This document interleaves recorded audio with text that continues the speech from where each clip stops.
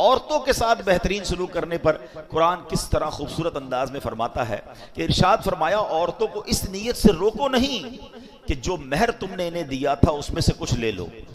حضرت عبداللہ ابن عباس فرماتے کہ اس آیت سے متعلق یہ اس شخص کے متعلق آیت ہے جو اپنی بیوی سے نفرت رکھتا ہو, اس کے ساتھ بدسلوکی کرتا ہو, اس لیے کرتا ہو کہ وہ پریشان ہو کر مہر واپس کر دے یا مہر کی رقم معاف کر دے. اسے اللہ تعالیٰ نے منع فرمایا. ایک قول یہ ہے کہ لوگ عورت کو طلاق دیتے تھے پھر رجوع کر لیتے تھے, پھر طلاق دیتے تھے پھر رجوع کر لیتے تھے, عورت کو لٹکا ہوا رکھتے تھے, اپنے پاس نہ آرام پا سکے نہ دوسری شادی کر سکے, یعنی عورتوں کے ساتھ زیادتی کرتے تھے. اور کیا آج ایسا نہیں ہو رہا؟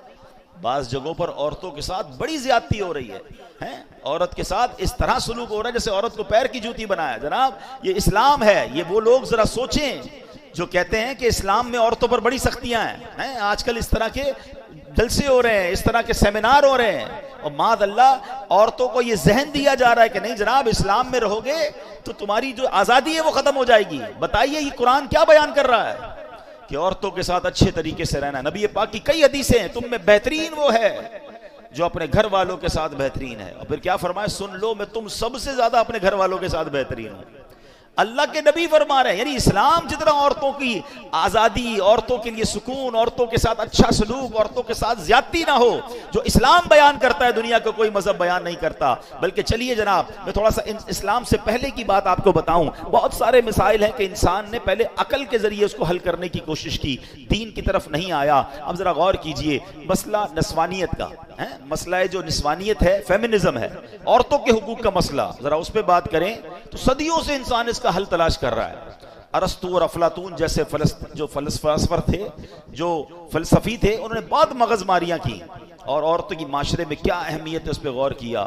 کسی نے عورت کو سانپ کہا, کسی نے اسے شیطان کہا, کبھی اس بیچاری کو ظلم و ستم کا نشانہ بنایا گیا, کبھی بیچاری کی عزت کو تار تار کیا گیا. آج دیکھ لیں ترقی یافتہ دور کی مثال دیکھیں, یہ عقل پرست دین بیزار غیر مسلم انہوں نے عورت کو صرف ایک اشتہار بنا کے رکھ دیا ہے. یہ غور کیجئے نا, دنیا کے ہر اشتہار میں آپ کو عورت نظر آئے گی. یہ عورتوں کو بھی سمجھ نہیں آتی کہ ہم کیا یہ کھلونا ہے, مردوں کی آئٹم بیچنی ہے, مردوں کی چیز بیچنی ہے, اس میں بھی عورت کا اشتہار ہے. یعنی عورت کا کام یہ کر دیا گیا کہ اس کو ایک اشتہار بنا دیا گیا.